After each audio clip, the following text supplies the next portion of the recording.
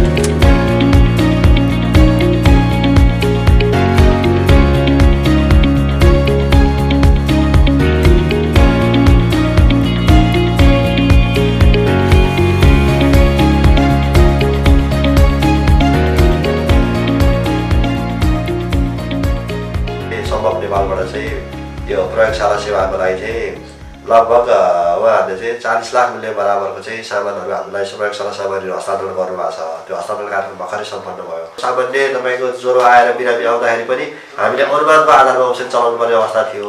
Infection हो कि होइन, उसलाई एन्टिबायोटिक चलाउने कि नचलाउने भन्नको लागि त ब्लड जाँचेर हेर्नु पर्थ्यो। त्यसपछि लिएर कोही मान्छे एक दिन बिरामी ज्वरो आएर आयो भने मलेरिया हो कि होइन भनेर जाँच गर्नु पर्थ्यो।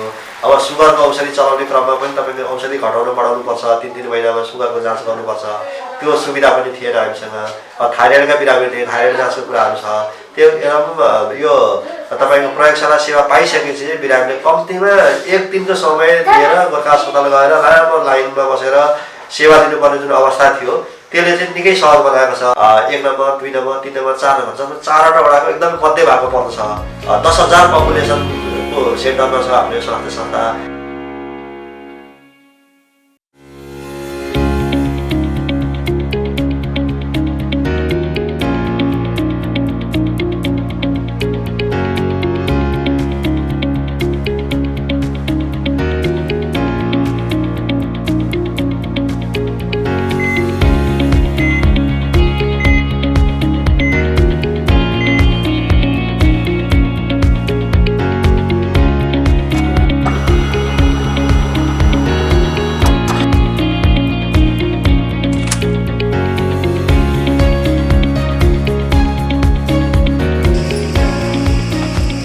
चौकीमा चेकअप गर्न आएको।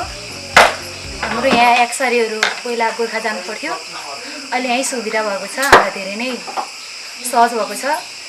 पहिला हामी गोर्खा गएर चेकअप गर्नको लागि धेरै टाइम कुर्नु पर्थ्यो गोर्खामा पनि।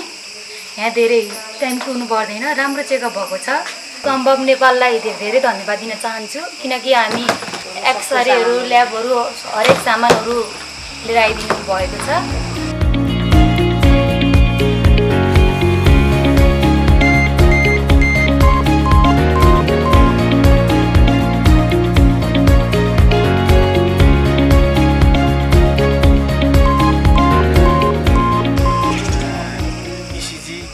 ल्याब एक्सरे एक्सरेमा पनि अहिले चाहिँ डिआर मेसिन ल्याएर मलाई लाग्छ सम्भव नेपालले हस्तान्तरण गरेको जस्तो लाग्छ मलाई। डिआर मेसिन पनि अहिले डिआर मेसिनधरि उपलब्ध भएको छ र अहिले जनतामा धेरै नै सुविधा भएको अनुभव भइरहेको छ। अब गर्भवती प्रसुतिदेखि लिएर हरेक चिजहरूमा सुविधाजनक नै भएको अनुभव भएको छ।